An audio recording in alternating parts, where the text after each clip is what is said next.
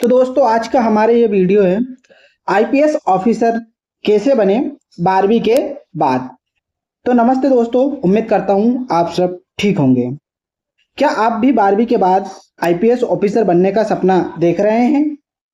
क्या आप भी जानना चाहते हैं 12वीं के बाद आईपीएस बनने के लिए कौन कौन से स्टेप फॉलो करने पड़ते हैं, कौन कौन सी पढ़ाई करनी होती है, कौन सी परीक्षा देनी होती है और कितनी सैलरी मिलती है? तो आज हम ये सारे पॉइंट इस वीडियो में जानेंगे। तो वीडियो को अंत तक जरूर देखें क्योंकि इसमें हम आपको बताएंगे आईपीएस बनने की पूरी प्रक्रिया एकदम शुरुआत से लेकर अंतिम सफर तक।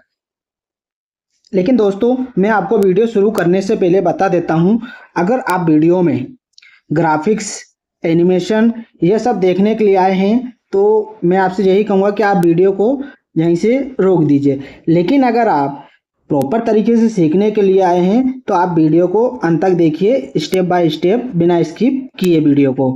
तो चलो स्टार्ट करते हैं।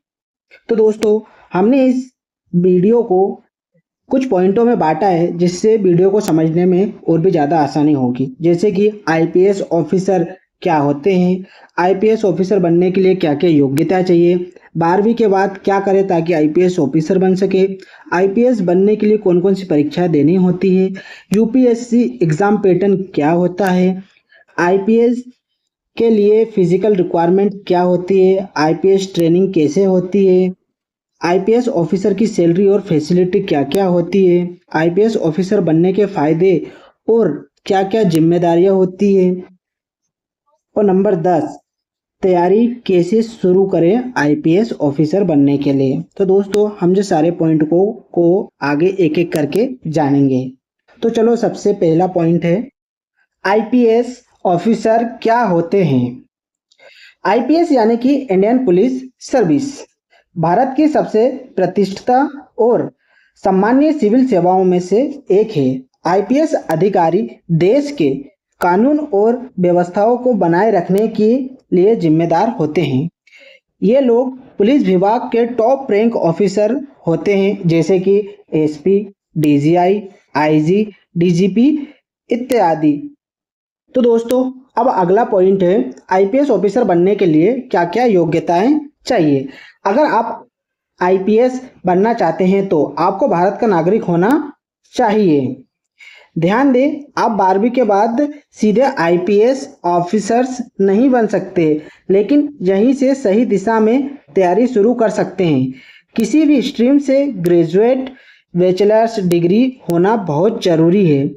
आपकी उम्र 21 से 32 साल के बीच होनी चाहिए। ओबीसी को 3 साल और एसटी एससी को 5 साल की छूट मिलती है। तो दोस्तों ओबीसी वालों को शुरू से ही बहुत स्ट्रॉन्ग तैयारी करना रहेगा।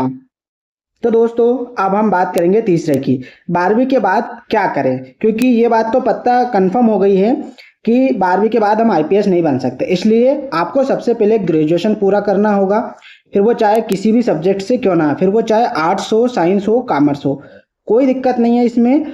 आर्ट स्ट्रीम को सबसे ज़्यादा फायदेमंद माना जाता है क्योंकि इसमें हिस्ट्री भी पढ़ाई जाती है, इसमें पॉलिटी भी पढ़ाई जाती है, इसमें जियोलॉजिस्ट भी पढ़ाया जाता है और इसमें इकोनॉमी भी पढ़ाई जाती है, जिससे यूपीएससी के विषय में सबसे ज़्यादा इसमें सीखने को मिलता है। अब हम बात करेंगे चौथे की, यानी कि आईपीएस बनने के लिए कौन कौन सी परीक्षा देनी होती है।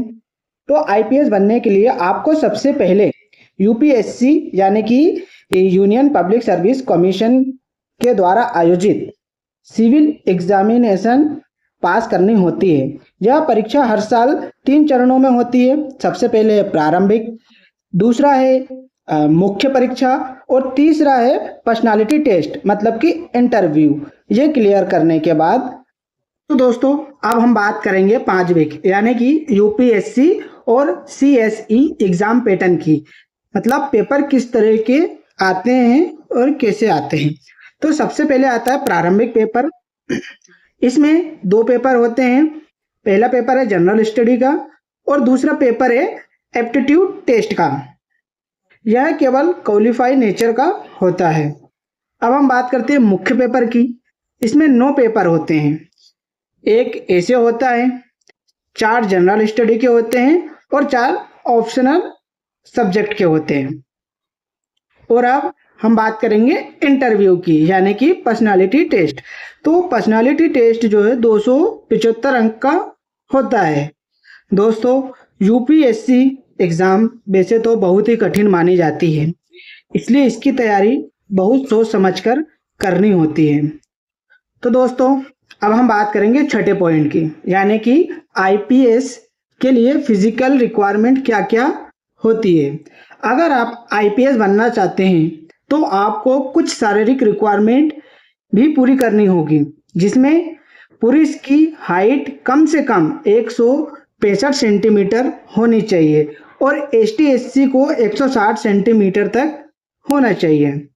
चेस्ट, पुरुष की चेस्ट 84 सेंटीमीटर मतलब 84 सेंटीमीटर प्लस 5 सेंटीमीटर विस्तार में होनी चाहिए। अब बात करते हैं महिलाओं की। तो महिलाओं की हाइट कम से कम 150 सेंटीमीटर और चेस्ट महिलाओं की 79 मतलब सेंटीमीटर प्लस 5 सेंटीमीटर विस्तार। अब हम बात करते हैं आँख की, यानी कि अच्छी दृष्टि 6 में से 6 या 9 में से 6 और फिटनेस जरूरी है। इन शारीरिक रिक्वायरमेंट की जांच मेडिकल टेस्ट के दौरान होती है, इसलिए आपको अपनी फिटनेस का भी बहुत ध्यान रखना होता है आईपीएस की तैयारी के दौरान। तो दोस्तों, अब हम बात करेंगे 7वें पॉइंट की, यानी कि आईपीएस ट्रेनिंग कैसी होती है और कहाँ होती है। तो सबसे पहले आपको यूपीएससी क्लियर करने के बाद आपको Lal Bahadur Shastri national academy of administration Mussoorie में बेसिक ट्रेनिंग दी जाती है। फिर आप जाते हैं सरदार वल्लभ भाई Patel national police academy Hyderabad में। वहाँ आपको physical training, law, field training, हथियार चलाना, क्राइम इन्वेस्टिगेशन इत्यादि सिखाया जाता है। तो दोस्तों, अब हम बात करेंगे आईपीएस ऑफिसर की सैलरी और उनको मिलने वाली फैसिलिटी गवर्नमेंट की तरफ से। एक आईपीएस ऑफिसर की सैलरी 7th पे कमीशन के अनुसार होती है। बेसिकली तो इनकी स्टार्टिंग सैलरी 56,100 रुपया प्रति माह होती है, लेकिन यह आगे बढ़कर डीजीपी की सैलरी तक यानी कि 2,25,000 रुपया प्रति माह तक पहुंच जाती है। इसके अलावा इनको मिलने वाली फैसिलिटी गवर्नमेंट की तरफ से, जैसे कि सरकारी बंगला, गाड़ी plus driver, personal staff, security guard plus साथ में रिटायरमेंट बेनिफिट्स भी इनको गवर्नमेंट की तरफ से मिलते हैं।